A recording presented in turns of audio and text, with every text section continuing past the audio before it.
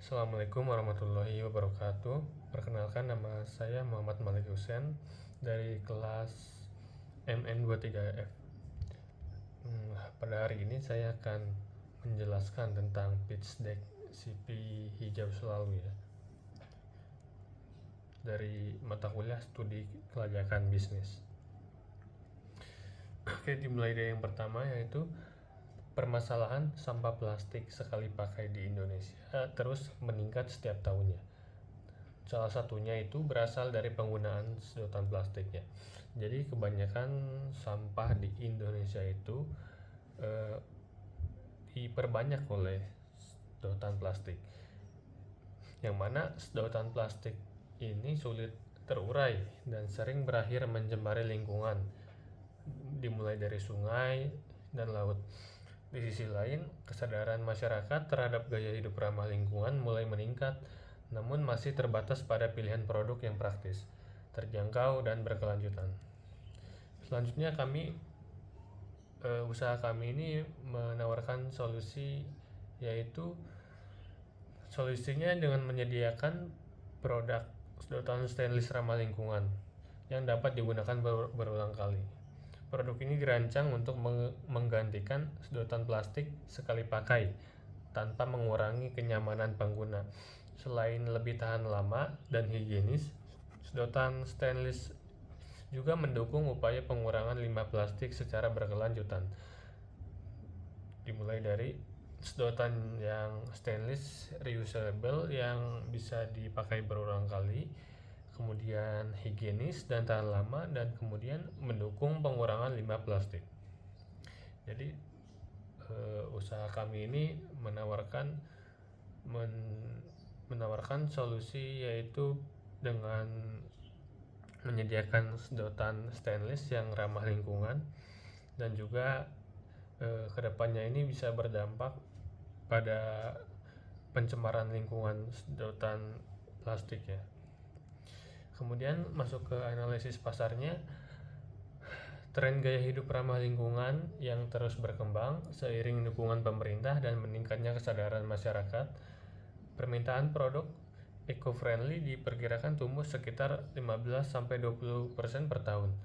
Dengan kapasitas produksi saat ini, CP hijau selalu baru memenuhi sebagian kecil dari potensi pasar, sehingga peluang ekspansi masih sangat besar. Kemudian masuk ke target pasarnya. Target pasarnya itu adalah masyarakat yang peduli terhadap lingkungan, khususnya pelajar dan mahasiswa, pekerja kantoran, serta pecinta minuman kopi dan minuman yang berbahan boba kayak gitu ya. Selain itu juga usaha ini juga menyasar segmen bisnis seperti kafe, restoran, dan toko minuman yang ingin beralih ke produk ramah lingkungan. Kemudian masuk ke segmentasi targeting positioning. Dari segmentasinya, demografisnya yaitu usia 15-45 tahun, jenis kelaminnya pria dan wanita, pendapatan menengah ke atas. Untuk geografisnya wilayah Karawang dan sekitarnya, ekspansi ke area Jawa Barat, Jabodetabek hingga nasional. Psikografisnya konsumen yang memiliki gaya hidup ramah lingkungan, konsumen yang peduli terhadap isu lingkungan dan keberlanjutan.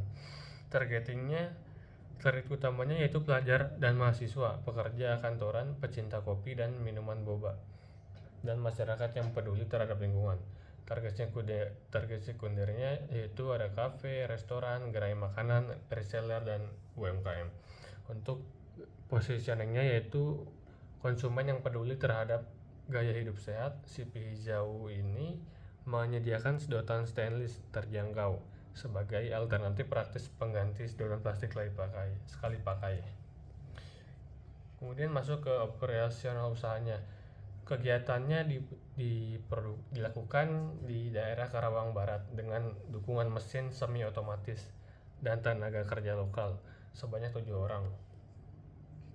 Proses produksinya dirancang efisien untuk menjaga kualitas produk sekaligus menekan biaya operasional.